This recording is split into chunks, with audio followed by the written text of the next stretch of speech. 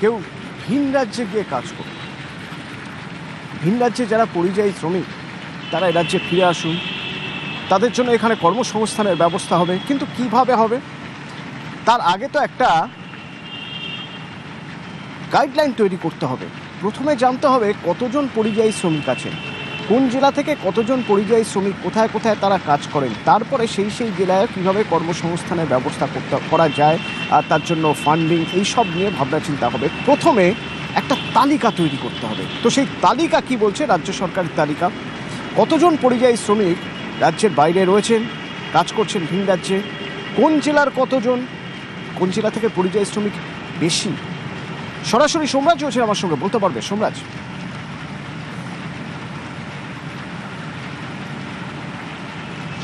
দেখো, যেটা এখনো পর্যন্ত রাজ্যের পরিসংখ্যান রয়েছে তাতে দেখা যাচ্ছে 22 লক্ষেরও বেশি পরিযায়ী শ্রমিক রয়েছে। এই 22 লক্ষেরও বেশি পরিযায়ী শ্রমিকদের মধ্যে সবথেকে বেশি রয়েছে মুর্শিদাবাদ জেলায়। মুর্শিদাবাদ জেলায় পরিযায়ী শ্রমিক রয়েছে 3,86,191 জন। এরপর রয়েছে মালদা জেলায়। মালদা জেলায় পরিযায়ী শ্রমিকের সংখ্যা রয়েছে 2,86,329 জন। পশ্চিম মেদিনীপুর জেলায় রয়েছে 1,68,000-এরও বেশি। নদিয়ায় রয়েছে 1,61,000-এরও বেশি। রাজ্যে চিহ্নিত হয়েছে পরিযায়ী শ্রমিক মোট 22,24,060 জন।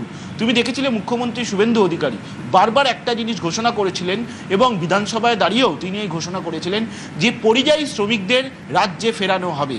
আর এবার বাংলায় পালাবদলের পর পরিযায়ী শ্রমিকদের রাজ্যে ফেরানো নিয়ে বড় সিদ্ধান্ত নিল রাজ্য সরকার। পরিযায়ী শ্রমিকদের 125 দিনের কাজে কার্ড দেওয়া হবে। অর্থাৎ যেটা সিদ্ধান্ত নেওয়া হয়েছে রাজ্য সরকারের তরফে, যে গ্রামীণ রোজগার গ্যারেন্টি কার্ড, অর্থাৎ 125 দিনের কাজের যে নিশ্চয়তা, সেই নিশ্চয়তা দেওয়া হবে পরিযায়ী শ্রমিকদের। জেলায় জেলায় এই নির্দেশিকা নবান্নের তরফে পাঠানো হয়েছে এবং এই নির্দেশিকায় বলা হয়েছে যে পরিযায়ী শ্রমিকদের 125 দিনের কাজ নিশ্চিত করতে হবে। কিভাবে তা নিশ্চিত হবে? শ্রম দপ্তরের কাছে তথ্য রয়েছে পরিযায়ী শ্রমিক কোন বাড়ি থেকে কোথায়, অর্থাৎ কোন জেলায় থাকেন এবং কোথায় তাদের বাড়ি, কোথায় তারা কাজ করতে গেছেন, সেই সংক্রান্ত তথ্য শ্রম দপ্তরের কাছে রয়েছে। বিভিন্ন জেলার জেলাশাসকরা সেই তথ্য সংগ্রহ করে তাদের বাড়িতে বাড়িতে যাবেন, পরিযায়ী শ্রমিকদের বাড়িতে যাবেন। বাড়িতে গিয়ে প্রথমে যাচাই করবেন যে তাদের কাছে 125 দিনের এই ভিভিজি রামজি, অর্থাৎ যে 125 দিনের কাজের যে গ্যারেন্টি কার্ড, সেই কার্ড আছে নাকি।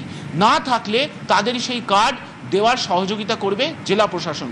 শুধু কার্ড দিলেই হবে না, তারা যাতে 125 দিনের কাজের মাধ্যমে কর্মসংস্থানের সুযোগ পান, অর্থাৎ কাজ করার সুযোগ পান, সেটাও নিশ্চিত করতে হবে জেলা শাসকদের।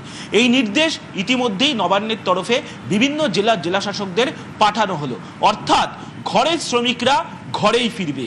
ইতিমধ্যেই মুখ্যমন্ত্রী শুভেন্দু অধিকারী এই নির্দেশ রাজ্য প্রশাসনের শীর্ষস্তরের আধিকারিকদের দিয়েছিলেন যে কিভাবে ঘরের শ্রমিকদের ঘরে ফেরানো যায় তা নিয়ে পরিকল্পনা তৈরি করতে।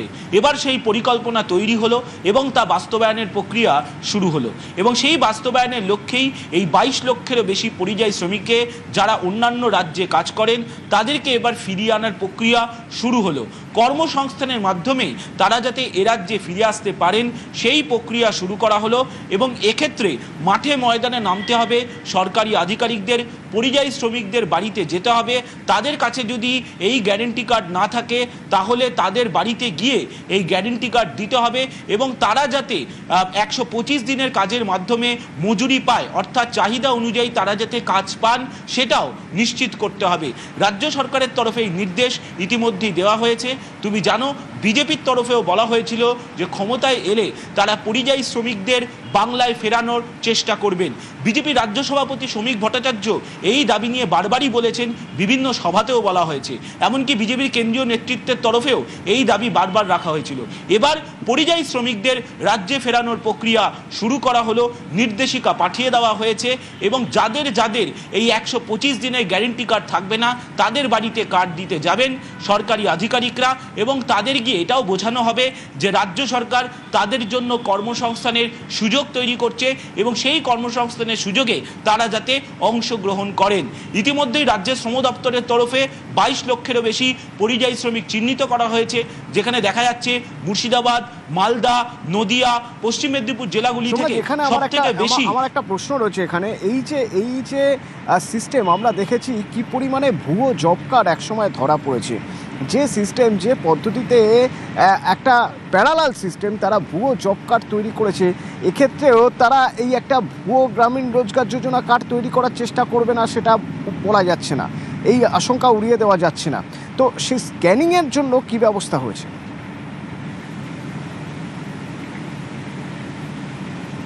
দেখো, তুমি জানো যে ভুয়ো জব কার্ড ইতিমধ্যেই ধরা পড়েছে, যা নিয়ে আমরা আগেও জানিয়েছিলাম যে কোন জেলা থেকে কত সংখ্যক ভুয়ো জব কার্ড ধরা পড়েছিল। কিন্তু এবারে রাজ্য সরকার এই পরিযায়ী শ্রমিকদের জন্য যে পরিকল্পনা নিয়েছে এবং যা বাস্তবায়নের পথে, সেখানে বাড়িতে বাড়িতে গিয়ে প্রথমে যাচাই করা হবে।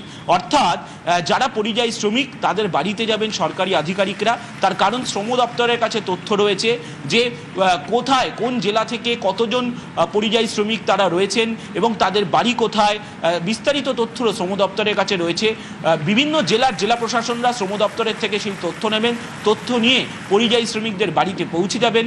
তারা প্রথমে যাচাই করে দেখবেন যে সংশ্লিষ্ট পরিযায়ী শ্রমিকের 125 দিনের কাজের কার্ড তারা করেছে নাকি বা আবেদন করেছে নাকি। যদি আবেদন না করে থাকে তাহলে সেখানে বসেই জেলা আধিকারিকরা সেই কাজটি করবেন। অর্থাৎ এখানে জেলা প্রশাসন বা রাজ্য প্রশাসনের আধিকারিকরা বলছেন যে ভুয়ো জব কার্ড হওয়ার কোনো সুযোগ থাকবে না, তার কারণ সরকারি আধিকারিকরা অর্থাৎ একেবারে বাড়ি বাড়ি গিয়ে, মানে ডোর টু ডোর এই যে ব্যবস্থা, সেই ব্যবস্থায় অনেকটাই ফিল্টার করা সম্ভব হবে, ছাঁকা সম্ভব হবে। যদি কোনো ভুয়ো কাট করানোর কোনো নেক্সট চক্রান্ত থাকে, এরকম যদি কোনো রকম চক্র থাকে, সেই চক্র তাহলে ভাঙা সম্ভব হবে যদি বাড়ি বাড়ি গিয়ে কথা বলা সম্ভব হয়।